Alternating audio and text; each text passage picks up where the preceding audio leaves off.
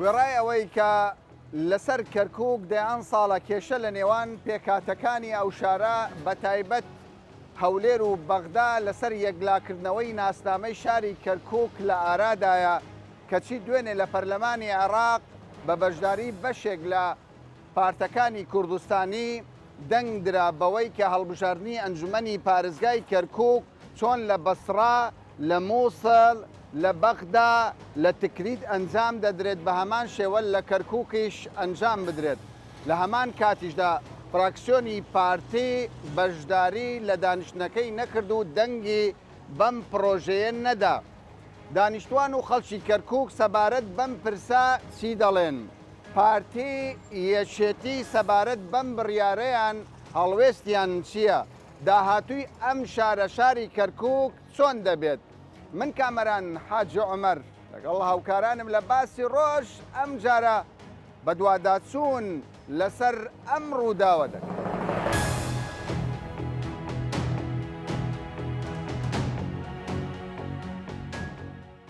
دوێنێ لە پەرلەمانی عێراق بڕیار درا هاوشێوەی بەسرا و بەغدا هەڵبژاردننی ئەنجومەنی پارێزگای کەرکووک کە لە ئێستا کورد زۆرینەیە لەو ئەنجومەنە جارێکی دیکە بەم دۆخی کە ئێستا کەرکووک پێیدا تێپەر دەبێت هەڵبژاردن بکرێت. تۆ وەکو کەرکووکیەک ڕازی لەوەی بەم دۆخە هەڵبژاردن چۆنە خۆی هەڵبژاردن ئەو مافێکە بۆ هەموو پارێزگایك بۆ هەموو کەسێک هەڵبژاردن هەر شوێنە بکرێت بەڵام ئەم دۆخی کەرکووکەوە ئێستا هەیەی هەڵبژاردن گونجاو نییە بۆ لەبەرەوەی هەندێک لە کەرکووکەکان نەگەڕانەتەوە هەندێک عەرەبی زیاتر هاتوونەتە کەرکووکۆ یعنی توانن دەنگ دەنەگە بەو حاڵی ئێستا لە کەرکووکە و زەرەری کورد تاوان زەرەری کوردە زەرەریشی گەورەی کوردشە چکە ئێستا وا پێ دەڵێن ینی لەوانەیە بڵێن سەدا 20 سەدا 30 خەڵکی کەرکووک ناتوانێت دەنگ بدا کە دەنگی نەداتوە ناتوانانی بگەڕێتەوە تاوان ناتوانێت بگەڕێتەوە یەکتۆگەر بنکەشی لێرە بۆ بکرێتەوە ئەو ینی ئەو حکومە ئێستا لە کەرکووک هەیە حەقی خۆی تەواو بە هەڵبژاردنەکە نادات حاڵی کەوای بە پیلانێک دەیبینی تۆ مەسەلا وەڵاهی وەکو پیلان نازانم چکە من لەناو سیاست نیم بڵێم پیلانە بەڵام پێویستە کوردیش باش فکر بکاتەوە ینی هەم ڕێگریە بکات بۆی بکرێت تا دۆخ ئاسایی یەکرێتەوە کە دۆخکە ئاسایی بۆ هەڵبژاردن مافێکی شەرعی گشتیە وەنیە؟ بڕیار وایە هەڵبژاردننی ئەنجومەنی پارێزگای کەرکووک لەگەڵ تەواوی ئەنجومەنی پارێزگاکانی عێراق بە یەکەوە ئەنجام بدرێن. ترسن لەوە هەیە کورد ببێتە کەمینە؟ لەوێ ئێستا لە کەمیناڕوە ئێستا بەرەو کەمینەدا بەرەو کەمیناڕوە کە هەتا ئێستا ئەوە ناو خۆیان چاک نەکردووە خۆیان ناو خۆیان چاکەم تەوانەوە زۆرترین شت لە کەرکووکە ئێستا پێ دواوە پیلانە لە دشی ئاری وڵات دژی کورد تەسەوڕ دەکەیت جێی مادەی 140 بگرێتەوە دای زەحمەت ئێمەگە خۆمان چاک نەکەین جێگرێتەوە باخستو نەوە باش ئێستا بەشێکی زۆر لە کوردەکان ئاوارە بوونە نەگەڕاونەتەوە نەگەڕانەوە لەبەرەوە ئەوە لە زەرەری کوردەوە تاوان زەرەری کوردە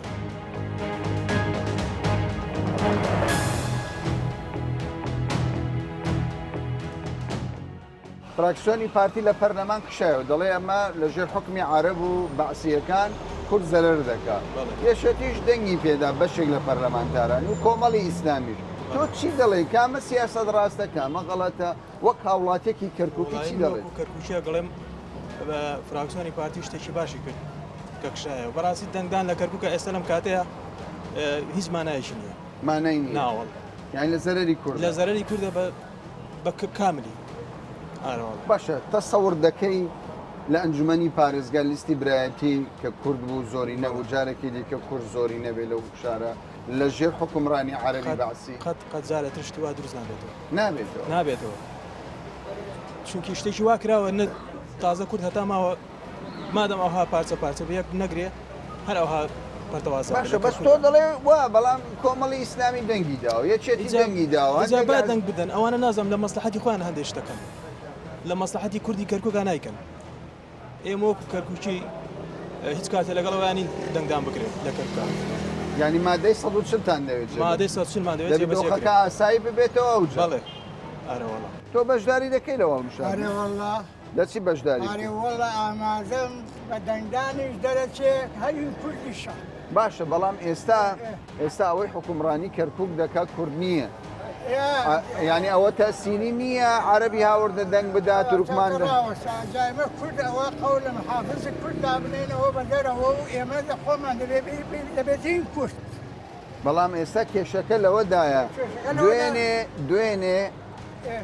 فراکسیۆنی پارتی لە پەرلەمان کشاوەتەوە دەنگی نەداوە دەڵێ ئەم هەڵبژاردنە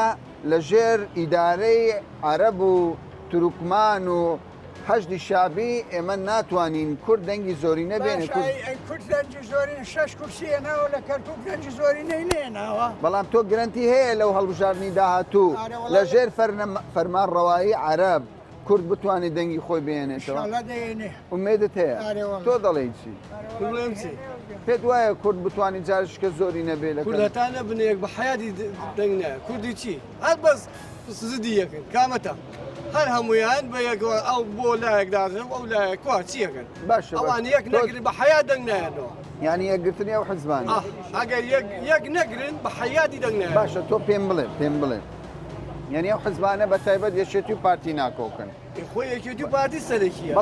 بەڵام ڕاستەکە لە چێە تۆ بڵێ ڕاستی نەبێتن لە لای هیچ حزبێک ئەگەر ڕاستیان هەبێ ئەو حیزبانەی ئەگەر ئەوان یەک بن ئەوانش لەگەڵیانە هاوکاریەکەن باشە تۆ لەگەڵ ئەو هەڵبژاردنەی لە ژێر حکمی عەرەب هەڵبژاردنێک ئەو هەڵبژاردنەی ئەگەر یەک نەبن لە جۆ کوردە کورسی دێنە و دەنگی مەترسیت هەیە ئارە وەڵام مەترسی ئەوان یەک نەگرن بە حیات نایەنێ چۆن ینی پێ دوایەوە پیلانێکی دیکەی لە وایە بۆ هەمووتان نەزانن خۆتان نازانن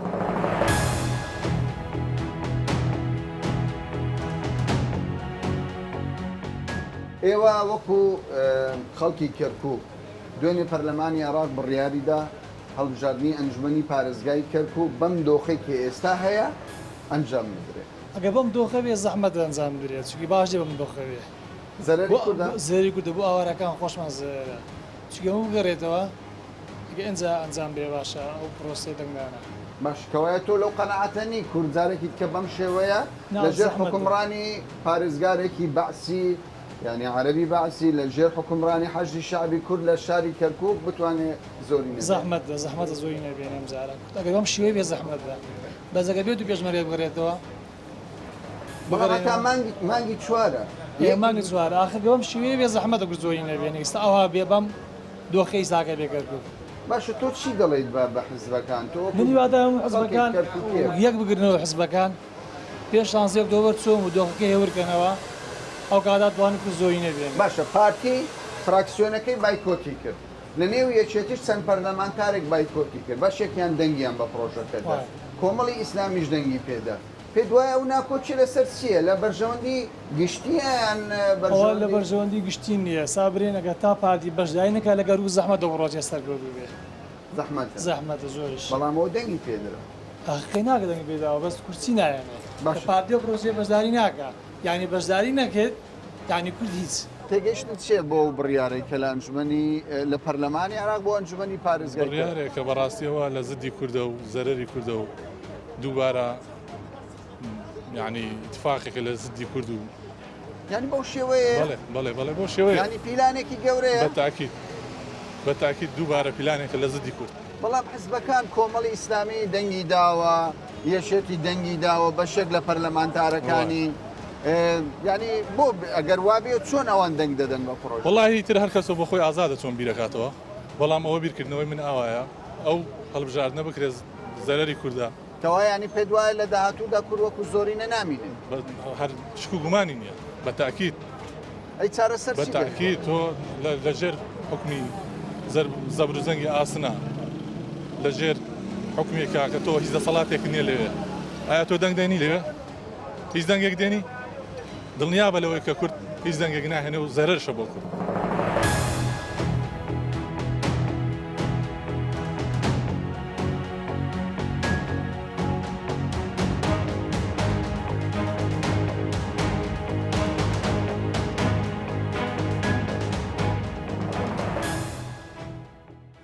دوای گفتگۆیەکی زۆر لە نێوان یەکێتی و پارتی لەسەر ئاساییکردنەوەی کەرکووک دیاریکردنی چارەنووسی ئەو شارە دانانی پارێزگارێک بۆ کەرکووک یەکێتی و پارتی دوێنێ لەسەر هەڵبژاردننی ئەنجومەنی پارێزگای کەرکووک دیسان جیا دەبنەوە یەکێتی دەنگ دەدا پارتی دەکشێتەوە لە دانیشتنەکەی پەرلەمانی عێراق ئەم جیاوازیە بۆچی بەڕێز ڕێبوار تەها سواس کا کامران من دەمەوێت بە ئامانەتەوە قسەکان بگەێنم فراکسیۆنی یەکێتی نیشتیمانی و فراکسیۆنی پارتی دیموکراتی کوردستان و فراکسیۆنە کوردیەکان تریش لە یەکەمین دقی ئەم گفتوگۆیە کە تایبەت بوو بۆ هەڵبژاردننی ئەنجومەنی پارێزگای کەرکووک بۆ هەموارکردنەوەی یاسایی هەڵبژاردننی ئەنجومەنی پارێزگاکانی عێراق و فقرەی 25 کە تایبەتە بە کەرکووک هەمووان لە پێکەوە بووینە بە تایبەتی هەردوو فراکسیۆنی یەکێتی و پارتی هەماهەنگی تەواومان هەبووە بۆ ئەو پرسە دەبێت بە ئامانەتەوە ئەمە بژێڕینەوە ئەوە دوێنێکە دیارە دوا ڕۆژ بوو بۆ هەموو لایەکمان بۆ کورد بۆ تورکمان بۆ عەرەب بۆ مەسیحەکان بۆ نوێنەرانی کەرکووک کە دەبێت ئەم پرسەیەک لا بکەینەوە یەکێتی و پارتی لە گفتوگۆیەکان هەمووی پێکەوە بووینە یعنی بە نەتیجە ئێمە نەگەشتینە حەل ینی کەسمان لەگەڵ پێکاتەکانتر نەگەشتینە حەل ئەوان داوای شتێکیان دەکرد ئێمە پێی ڕازی نەبووین لە بەرەوەی زەرەر و زیان بە میلەتەکەمان نەگەێنێت پاشان ڕئیسی پەرلەمان هەمووی ناچار کردوتی من خۆم مقتەرەحێک تەقدیم ئەەکەم دەبێ ئەم قانونە بڕوە ئەم شەو یعنی هەر دەبێ بڕوات و بینیشمان چۆن هەتاکو کاتژمێر 2:30 شەو مەجلیس مایەوە و ئەندام پەرلەمانەکانیان بە تەلەفۆن گەڕاندەوە بۆ ناو هۆڵی پەرلەمان بەس بۆ ئەوەی نیسابەکە نەشکێت دەرئەنجام ئەو مقتەرەحی سەرۆکی پەرلەمان بوو کە وردبینی لە لیستی دەنگدەرانکە من حەزەکەم بۆ ڕای گشتی کوردستان ڕوونیکەینەوە ئێمە هیچ لایەکمان وەکو لایەنە کوردیەکان دژی وردبینیکردن نین بەڵام دژی وردبینیکردنین بە ئالیەتێک کە بە میزاجی لایەنێک پێکاتەیەک دیاری بکرێت کە زەرەر و زیان بە پێکاتەیەکی تر بگەێنێ کە نەتەوەی کووردا ئێمە دژی ئەوە بووینە بۆیە ئەو مقتەرەحێک کە تەقدیم کرد مقتەرەحەکە دیارە زۆر ئەوەیە زۆر مەتاتیە اعتیماد بکرێتە سەر هەوی نفوس و اعتیماد بکرێتە سەر فۆرمی خۆراک هەر یەکێک لەمانە ئەگەر ئەمانی نەبوو واتە کەرکووکی نییە لەبێ لە ناوەکەی لە لیستی دەنگدەران دەرکرێت لیستی دەنگدەرانی کەرکووک کە کۆی گشتی لیستەکە 1,119,000 دەنگدەرە ئێمە معارەزەمان کرد لەسەر ئەو فەقەرەیە کە بەو شێوەیە بنووسرێتەوە یعنی و نەک تەنها ینی بۆی ڕوون بێتەوە نەک تەنها بەس برادرانی پارتی و یەکێتیش ئێمەش معارەزە بووینە لەسەرەوە ئێمەش لەگەڵ ئەوە نەبووینە ئەوە حقیقەتەکەتی کە ئیگوازمەوە و پاشان بیرمان لەوە کردەوە کە فەقەرەیەکی تر ئیزافە بکەین بۆ ئەوەی بە ئەقل خەسارەت بە کەمترین زەرر و زیان لی دەرچین چونکو ئیرادەی پەرلەمان واتە پەرلەمان مسڕە لەسەرەوەی ئەو فەقەرێت تێپەڕێت و بیشیان کردایەتە دەنگدانەوە بەبێ ئەو ڕای ئێمە زۆرینی دەنگی بەدەستێنە لە کاتێکدا کە ئێستا وەکو لایەنە کوردیەکان دەڵێن فەرمانڕەوایی عەسکەری لە کەرکووک پەیڕەو دەکرێت و مادەی 140ش بژێ خراوە دۆخی کەرکووک دۆخێکی نائاساییە ئەنجامدانی هەڵبژاردنێکی لەم شێوەیە بەڕێز ڕێبوارتەها پێدوانیە مەترسی لەسەر دیاریکردنی چارەنووسی کەرکووک لە ئایندەدا دیاری بکات؟ کامران مەترسی هەیە لەو سیغەی کە ئەوان ئامادەیان کردبوو مەترسی هەیە بۆی من بۆ تاواکەم ئێمە فەقەرێکی ترمانی ئیزافە کرد ئەویش هەموو ئەو کەسانی هەموو ئەو هاوڵاتیە کوردانی کە ئاوارە بوونە و مادی 140 کردووە و لە لیژنەی تەقەسی حەقایق لە کەرکووک بەپی مادی 140 دەستوری عێراق دروست بووە دەرچوونە تێپەڕیون ئەوانە یوستەثنا منه یاتا ئەوانە لەو شەرت و شروتە دەرئەکرێن کەوا احتیماد بکرێتە سەر هەوی نفوس و فۆرمی خۆراک ئێمە ئەم فەقەرەیەمان زیاد کرد و خۆشبەختانە توانیمان قەنەعەت بە تورکمان و عەرەب بکەین ئەمە بەگشتی لەگەڵ ئەوەشە ئێمە لەگەڵ دەنگدانی ئەو فەقەرەیە نەبووین وەکو ئەوەی کە دوێنێت تێپەڕی بۆیە وەکو کەرکووکیەکان موقفی خۆمان پیشانی پەرلەماندا و لە عینی کارشایە بۆی ڕوون بێتەوە یعنی ئەنجومەنی سەرکردایەتی کەرکووک و مەکتەبی سیاسی کەرکووک لە یەکێتی نیشتمانی کوردستان لەگەڵ ئەو فەقەرەیە نین و بە فەرمیش منیان ئاگدار کردێتەوە وەکو ڕێبوار کە ئێمە لەگەڵیان نین و ئێمەش ڕائەکەمان ڕای ئەوان بۆ و ڕایەکەی ئەوان مەترسەکەی ئەوانش لە ژی خۆەتی بۆیە ئێمەش هۆڵەکەمان بەجێهێشتووە واتە لەلایەکەوە مەترسیەکەیە دەبێت خۆمان بۆ مەترسیە نەبینە بەشێک لە دەنگدانتیایە و لەلایەکی ترشەوە عینەن قەراری ئەنجومەنی سەرکردایەتی کەرکووک شەوەی کە دەنگ بۆ فەقەرێ نەدرێت هەرچەندێک ئێمە لە فەقەری دووەم عیلاجێکمان بۆی کردووە بەڵام هەر دەنگ نەدرێ باشترە بەو شێوە هۆڵەکەمان بەجێهێشتووە ئەبێ لێرە ئێستاکە کورد یەک بگرێت کورد یەک ریز بێ زیاتر لە بیرمان نەچێت ئەو جیاتی ئەم کارە دەکا کۆمیسیۆنە ئیکات بەو پێی کە ئێوەش بەشداریتان لە پرۆسەکەدا کرد و دەنگتان نەدا هاوشەوەی پارتی بەشداریتان لە پرۆسەی دەنگدانەکە نەکرد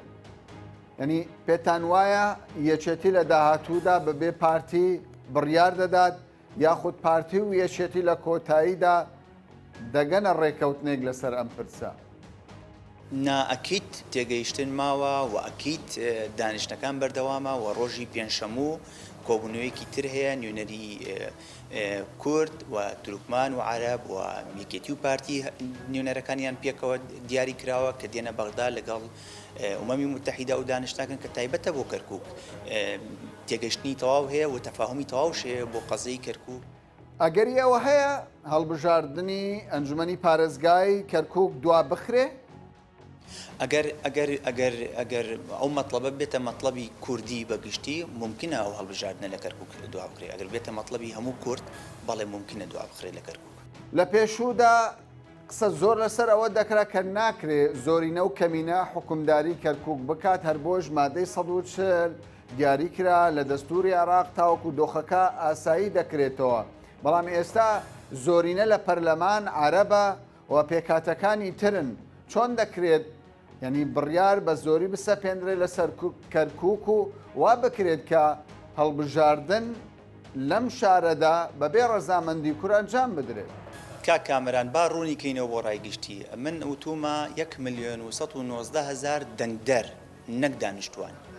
1,100,000 واتە لیستی دەنگدەرانی کەرکووک بریتیە لە 1,119,000 دەنگدەر و ئەو عەرەبانەشی کەوا لە دوای 16 ئۆکتۆبەراتون ئەوانە مافی دەنگدانیان لە کەرکووک نییە ناویان ئیزافە نەکراوەتە سەر لیستی دەنگدەران و کۆمیسیۆنی باڵای هەڵبژاردننی عێراق ئێمەیان دڵنیا کردێتەوە بە هیچ شێوەیەک ئەم ئیزافێ نەکراوە کەوا ئێمە مەترسیمان هەبێ لەسەریە ئەمێنێتەوە سەر ئەوەی کەوا لەو 1,119,000 دەنگە چەندی کووردە و چەندێکیش دەنگی کورد بپارێزین بەو قانونی کەوا دوێنێک کە تێپەڕیوان نێڵین کوردی لێ دەربچێت ئەبێ ئیش کاری ئێمە بۆ ئەوە بێت ئەو کوردانی کەوا هەموو ئەوراق و شتەکانیان یاساییە کە ئێمە پێمان وایە هەموو کوردەکانی کەرکووک ئەوانەی لە لیستی دەنگدەران هەموو شتەکانیان یاساییە هەموو شتەکانیان فەرمیە هیچ کێشە نییە ئێمە هۆکار نین لەوەی کە هەوێ نفوسەکەمان لە ناوچەیەکی ئیداری کە سەدام لە کەرکووکی سندێتەوە کرێتە سەر شوێنێکی تری ئەوە بەعز هۆکاری ئەوەیە.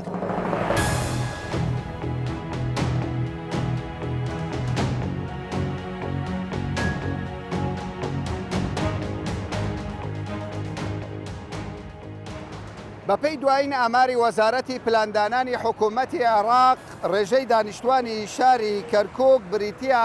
لە 1,639,953 کەس.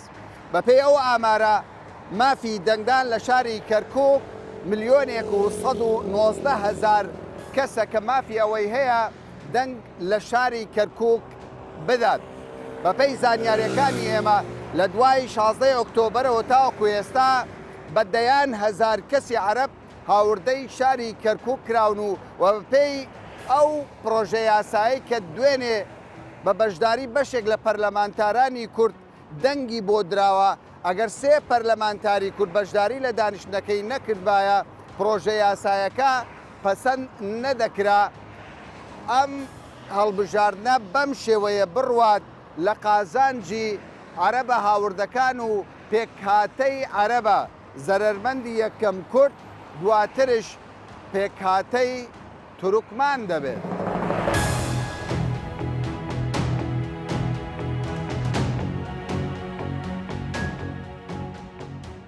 لەسەر پۆستی پارێزگا ڕێکەوتن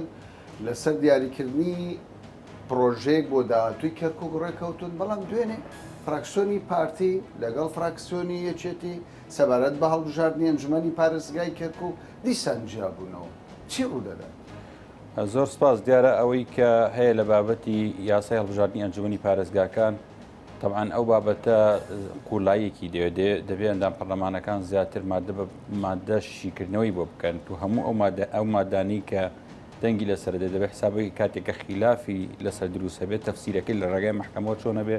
لە بەرژەوەندی تۆ بەیاننا دوێنێ من کاتی ئەو بابەتەم زانی پەیوەندیم بە کاگڕێبوار تەها کردووە لە فراکسیۆنی کێتی و بە کاکخالی شوانی شۆک ئەندامی لیژنەی ئاساییکردنەوە لەگەڵ فراکسیۆنی پارتیش کە ئەو مادەیە بەو شێوە تێپەڕە زەرەری کووردە دوای ئەوەی کاوان تێگەشتن بەڵێ بەو شێوەیە زەرەری کووردە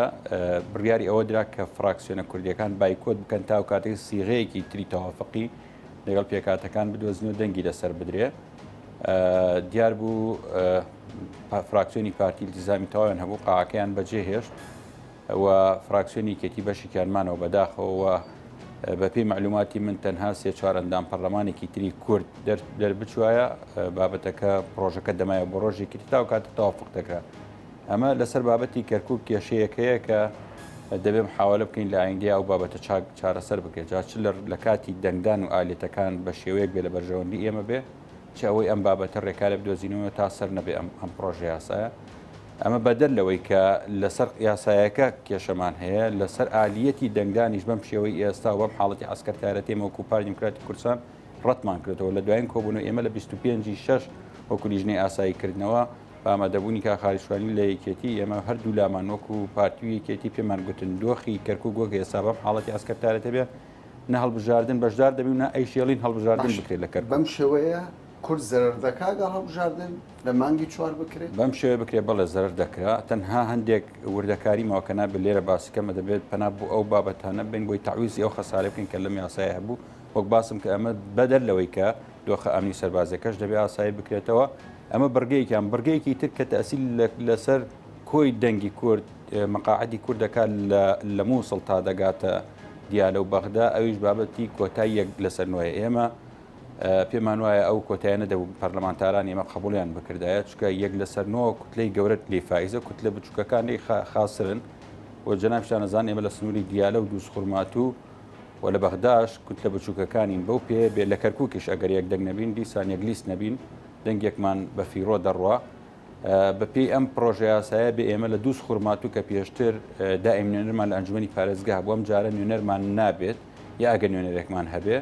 ئەگەر کۆی کوردیش یەک بگرێ ئەو کاتەش نوێنەرت نابێەوە لە دیالە و لە بەغداش بە هەمان شێوە بۆیە ئەمە لێدانە لە من تەوەقع دەکەم بەم شێوە بڕۆ لە ناوچە دابڕاوەکان لە مووسڵ تا دەگاتە دیالە و بەغدا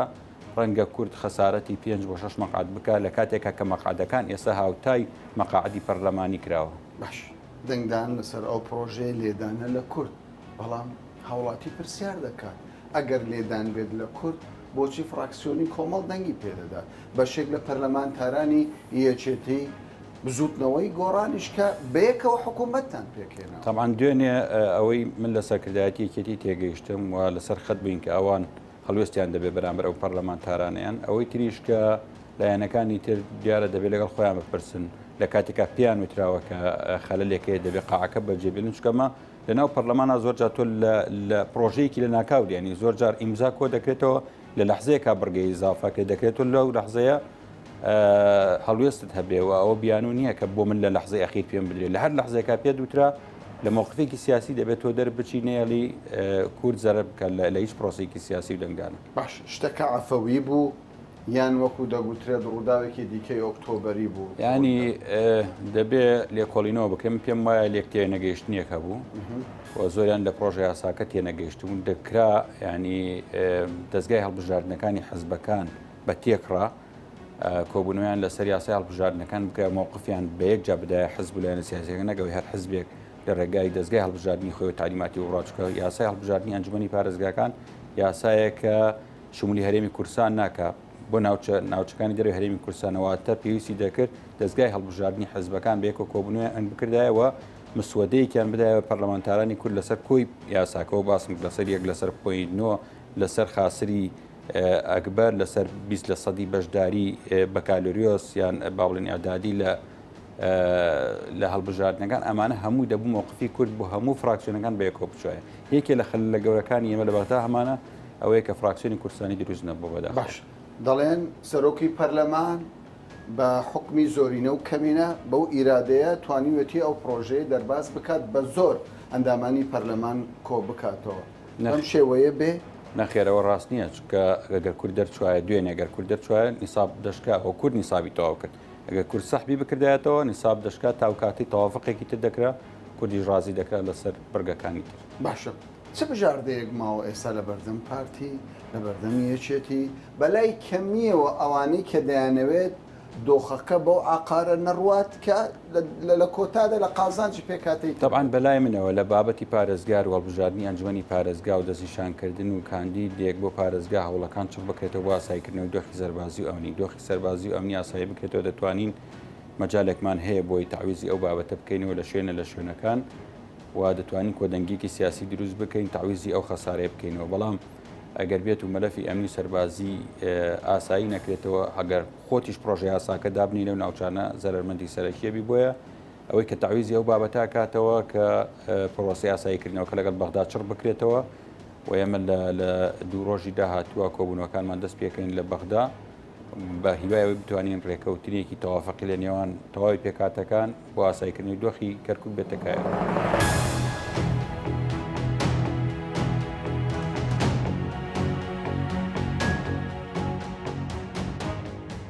بەدەنگی بەشێک لە پەرلەمانتارە کوردستانیەکانی پەرلەمانی عێراق دوێنێ پەرلەمانی عێراق دەنگی لەسەر پرۆژە یاسایەکدا کە دژی بەرژەوەندیەکانی کووردە لە شاری کەرکووک بەشێک لە چاودێران دەڵێن دەنگدانی بەشێک لە پەرلەمانتارەکان بەهۆی حاڵی نەبوون بەشێکی دیکەشیان بەهۆی ڕق و قینەی حەزبایەتی دەنگیان بەو پرۆژەی یاسایە داوە کە 100% لە زەرری کووردە. ئێستا چارەسەر وەک چاودێران دەیبینن ڕێککەوتنی نێوان یەکێتی و پارتیە لەوەی کە دەبێت هەڵوێستیان یەک بێت سەبارەت بە بەشداریکردنی کورد لەو هەڵبژاردنە یان کارکردنیان بە شێوەیە کەوا بکات هەڵبژاردنەکە سەرکەوتوو نەبێت تا باسێکی دیکە و بابەتێکی دیکە بەخواتان دەستێت.